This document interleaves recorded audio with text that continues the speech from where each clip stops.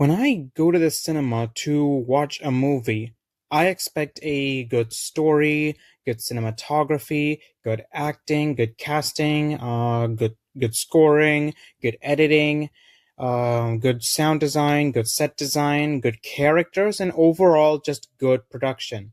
That is it. Diversity doesn't matter when it comes to my movie selection, and I don't want to watch a movie just because a character is queer or a Hindu or a Therian or whatnot.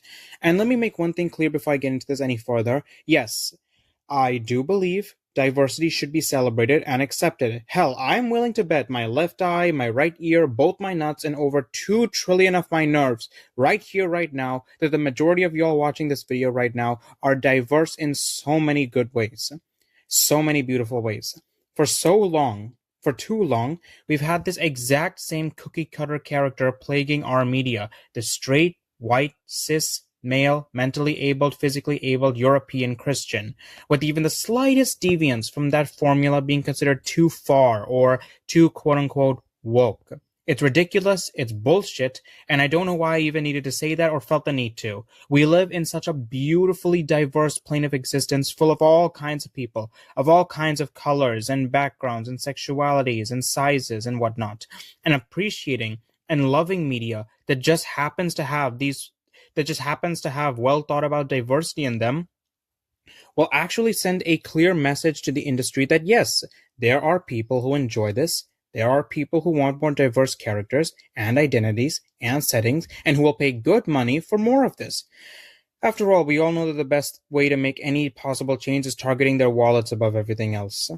It can also widen the talent pool and open new potential avenues for actors in future roles in films who will be great castings and are deserving of their praise for their hard work and talent. But let me be honest, as I stand by my opinion that there is a clear right and a clear wrong way to handle diversity. No one is going to care about diversity when it's just been reduced to a soulless press release celebrating the quote, first Muslim male character, end quote. Basically, the studio is patting itself on the back for committing to the most difficult part of production, which was stuffing the story with, quote, plenty of trans characters, end quote. Diversity? Yeah, no. Whatever it is, it's missing the P and PR. A shocking majority of people have forgotten that studios and publishing companies at the end of the day aren't driven by empathy or passion or providing quality entertainment. No, the majority of them anyways. The majority of them anyways. They are driven by corporate entertainment, monopolistic impositioning, profiteering, basically exploitation, exploiting the identities and the stories of people and bearing them as nothing more than marketing bullet points on post-it notes. I mean, come on. Slapping, quote, empowering female characters on a cookie cutter action movie is just lazy branding. How is that feminism?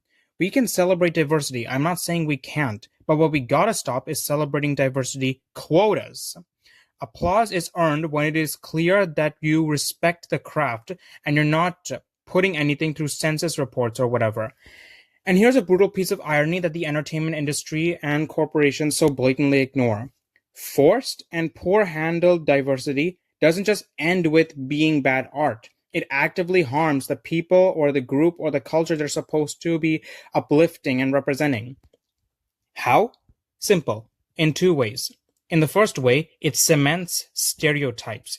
You say your book or your movie is you say your book or your movie fulfills all these, quote, necessary quotas, end quote. You got great gay characters, plenty of black representation, and an incredibly inspiring Muslim.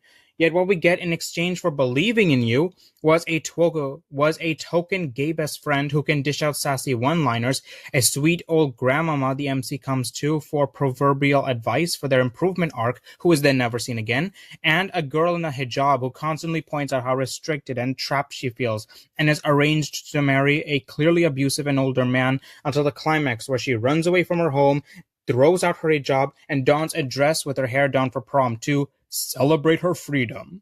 Congratulations, you recycled caricatures, and you've unknowingly tarnished your reputation.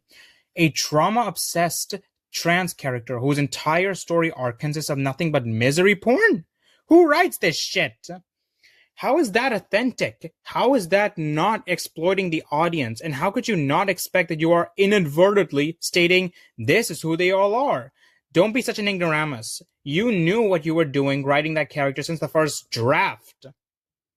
Anyways, and the second way is the unintended setting of expectations. Suddenly, people will expect every Muslim character to shoulder the burden of representing over 1.9 billion people. That's 1.9 billion Muslims, completely different people across the globe. Now, every black character isn't just a fictional character who is their own person, but also a referendum.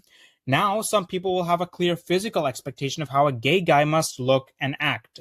Now, an expectation is set for a black person, more specifically a black woman, to be the ones throwing hands or dishing out reads and insults like she's Electra Abundance or some shit. This is ideological taxidermy, the farthest thing from inclusion. When writing an afterthought to checking boxes, you get propaganda and, or worse, pity porn, not nuance. We need to demand that a character's identity shouldn't be the story, but rather it should inform the story. You want real progress? You want real progress when it comes to inclusion and representation? Study the group, minority, or culture. Talk to the people in that group, minority, or culture. Engulf yourself in the culture of the group, minority, or culture. Celebrate the black paraplegic Muslim lead in a sci-fi thriller about the hidden parallel laws of thermodynamics, where their skin color, their impairment, and their fate is either woven into a rich and human narrative or is left as their own little bits of info to look through wikis later on. That are either stated in passing or not at all. Praise the trans Jewish character in a period rom-com whose journey is defined by their joys and flaws and growth and happy ending, and not just their transition or their faith. A movie, a book, a show, a story is supposed to be supported by four universal pillars: a damn good story, a damn good conflict, a damn good truth, and a damn good execution. Nothing else matters in the grand scheme of things, and studios, marketing agencies, and publishing companies need to stop socially gaslighting us into thinking a diversity checklist equals depth and a good story. If a piece of art meant to be a piece of art for entertainment and joy, and not inspiration porn, needs first A to do B as its main selling point, it has already failed. Representation matters only when it feels lived in, not when it's used to sell tickets or copies. We deserve art. We deserve creativity, not activism theater. So yeah, that's about all I wanted to say. Thank you, and may you have the day you deserve.